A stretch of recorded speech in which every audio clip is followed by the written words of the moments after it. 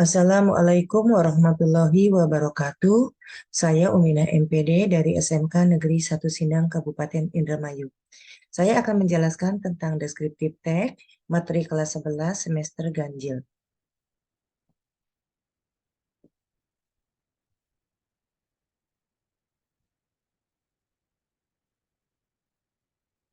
Pengertian deskriptif teks. Deskriptif teks artinya salah satu jenis teks bahasa Inggris yang di dalamnya memuat deskripsi atau gambaran detail tentang suatu objek. Biasanya, objek yang dijelaskan bisa berupa benda mati, tempat, manusia, dan makhluk hidup lainnya. Fungsi deskriptif teks yaitu untuk mendeskripsikan orang, tempat, atau benda sedemikian rupa sehingga gambaran terbentuk di benak pembaca.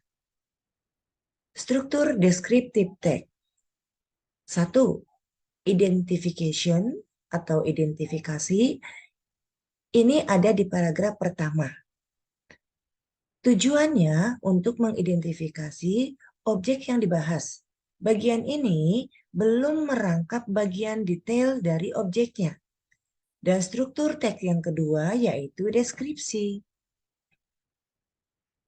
Deskripsi ini ada di paragraf kedua dan selanjutnya. Bagian ini mendeskripsikan ciri-ciri objek yang telah dijelaskan di awal teks. Pada bagian ini, objek harus dijelaskan sedetail mungkin agar ciri-ciri objek bisa tergambar jelas di benak pembaca. Oke, setelah itu, kaidah kebahasaan atau unsur kebahasaan dalam deskriptif teks, yaitu pertama, focus only on specific object, artinya fokus hanya pada objek yang spesifik. Yang kedua, use simple present atau menggunakan tensi simple present. Ketika mendeskripsikan suatu hal, biasanya kalimatnya tidak terikat atau dengan referensi waktu. Maka, tenses yang digunakan adalah simple present, yaitu tenses yang menggunakan kata kerja bentuk pertama atau verb 1 atau to be pertama seperti is, are. Contoh, my school has 26 classroom. My school is not too big. Lihat ini verb satunya has, ini to be-nya pakai is. Oke, ciri yang ketiga yaitu use nouns and noun phrase. Menggunakan kata benda atau kata benda berupa frase. Ketika mendeskripsikan suatu hal, umumnya akan ada noun atau kata benda atau noun phrase, yaitu frase kata benda. Kata benda umumnya terdiri dari satu kata, sedangkan noun phrase merupakan kata benda beserta modifiernya. Contoh noun, bedroom, satu kata, bedroom. Tapi di sini ada lagi contoh noun phrase atau frase kata benda, my comfortable bedroom. Di sini kata bendanya lebih dari satu kata, my comfortable bedroom. Berarti ini ada tiga kata. Makanya disebut noun phrase. Ciri yang keempat yaitu use adjective atau menggunakan kata sifat. Untuk menjelaskan atau mendeskripsikan objek, kita bisa menggunakan adjektif atau kata sifat. Contoh kata sifat yaitu comfortable atau nyaman, large, beautiful, pink, dan lain-lain. Ciri yang kelima yaitu menggunakan atau use adverb, menggunakan kata keterangan untuk menjelaskan atau mendeskripsikan objek. Biasanya kita menggunakan adverb of place, keterangan tempat. Contohnya, here, sini, there, di sana, beside, di sebelah atau di samping, behind, di belakang, in front of, di depan, in, di dalam, under, di bawah, on, di atas, dan lain-lain. Dan yang terakhir atau yang keenam yaitu use linking verb or relating verb. Menggunakan kata penghubung yang sesuai. Contohnya, it is beside the living room. Ia ada di sebelah ruang tamu. Di sini linking verbnya kata yang sesuainya atau penghubung sesuainya yaitu is. Oke. Setelah ini kita akan melihat contoh teks deskriptif. Teks ini contohnya, my comfortable bedroom.